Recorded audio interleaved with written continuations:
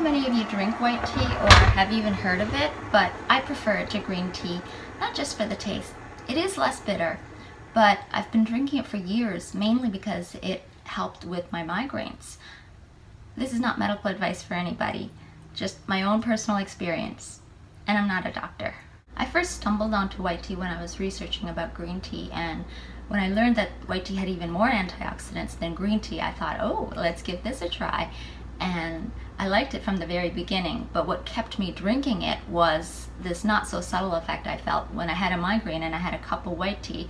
It felt like my blood vessels would open up, and within half an hour my migraine would go away. And usually just one cup would do the trick, but if it was a really stubborn migraine, then maybe I'd have a second cup, but it did always work for me. So then I had to look it up, what this effect was I was getting from the white tea, because to me it felt as potent as a pharmaceutical drug, and it was pretty reliable. Like every single time I had a migraine, it would nip it in the bud, and I didn't get this effect from green tea. So there's something very specific and different in the white tea that produces this vasodilating effect. And on top of that, white tea also thins the blood. So if you're on blood thinners or any other medication, this is something you want to mention to your doctor before consuming white tea on a regular basis. Unfortunately, I don't know how many doctors are aware of this blood thinning effect of white tea, but do pay close attention to how you respond to things, because not all healthy things are healthy for everyone. We have unique metabolisms and immune systems, which makes some people allergic to peanuts, while it's perfectly healthy for some. And grapefruit is healthy, but not if you're on heart medication. So keep that in mind. There's never a cure-all anything that will work for everyone. We're just all very unique. You have to be your own advocate and make note of what you consume and how certain foods make you feel, because only you can gather that information, and if you're not paying attention, then it can escape you. So white tea has been a great treatment for my migraines, although I don't really get migraines anymore, and I hesitate to say that because I don't want to jinx myself. But it has been over 2 years now that I've noticed this change in migraine frequency, and what I attribute that to is the change in my diet around about the same time, 2.5 years ago. I was sick on Halloween 2018, and I lost my appetite for a couple of days. During that time I had been learning about autophagy and intermittent fasting, and I was fascinated by it all. So when I naturally lost my appetite from the flu or whatever I had, I took advantage of that lack of appetite, and I just didn't eat for 2 days. How I knew I was in deep autophagy was the apartment I was in smelled like nail polish remover. After I stepped out and stepped back in, I think I went to get the mail, and that's when I smelled it. It was so strong, that nail polish remover smell. That's when I realized I must have been breathing out ketones, because that's what I read that it smells like. But it really does smell like that, not just slightly, it smells exactly like that. So that's the silver lining. Being sick helped kickstart my new eating routine, which is mainly 1 meal a day. Although the full fat latte I have could be considered another meal in itself, so maybe 2 meals a day.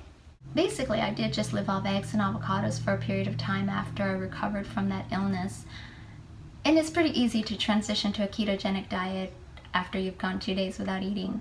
You aren't all that picky after starvation. Eventually, I did add other foods back into my diet, including carbs, but I basically compressed my eating window down to 6 hours or less. I start with a full-fat latte, and then later on I'll have my meal of the day. And for me, it's always been easy to skip breakfast because I'm never hungry when I first wake up. My challenge has always been the late-night snacking. But when your diet is higher in fat and protein, you don't get the munchies as much because it's the carbs that upregulate the hunger hormones. What surprised me the most about going keto was that it seems to have stopped my migraines.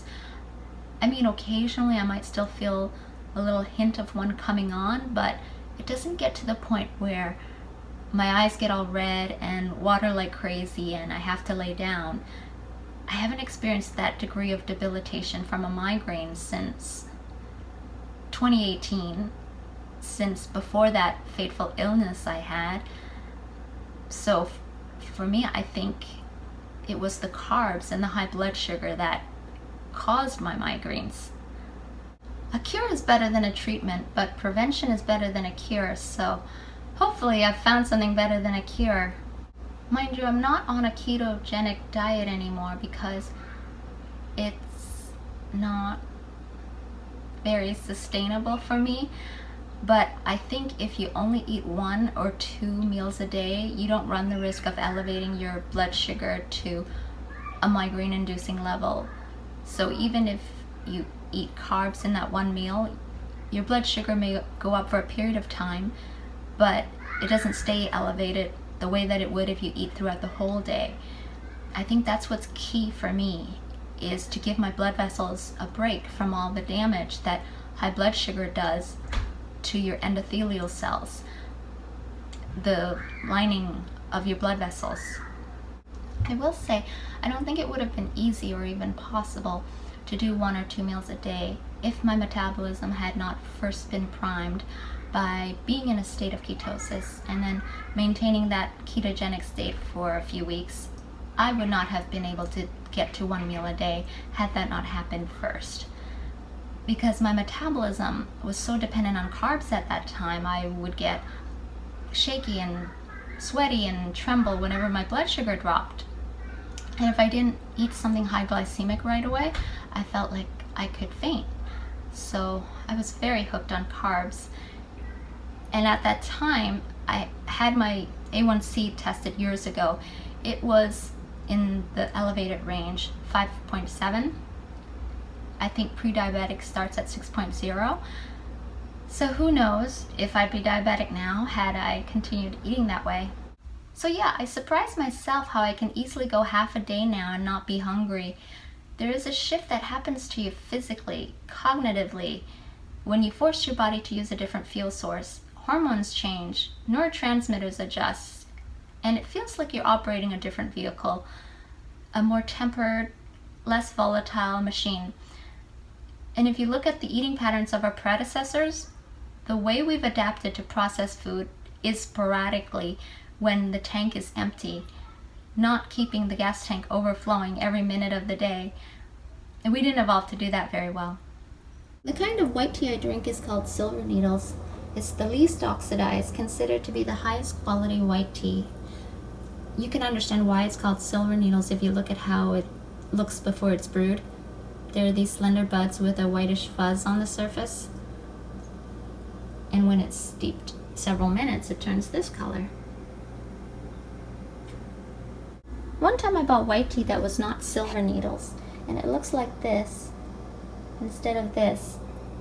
But I thought maybe this is just what Silver Needles looks like from India, which I hadn't bought before. But when I checked the box, it doesn't actually say Silver Needles anywhere on it. So I don't know what grade of white tea it is, but guess what? I still had the same physiological effect from it, so not a bad tea. And all this is good too. I bought another variety of Indian white tea that I made sure this time was labeled Silver Needles. I think Darjeeling is a specific region in India that's famous for tea, and this is good tea also, but it's very dainty and slender compared to the other kind I used to get. You can see the difference side by side. This one's Silver Needles from China. This one's Silver Needles from India. It's more slender. This one's not Silver Needles, it's just white tea, also from India. It's more shriveled and wrinkled, but it tastes the same as the other two and has the same effect. In terms of potency, they're all the same.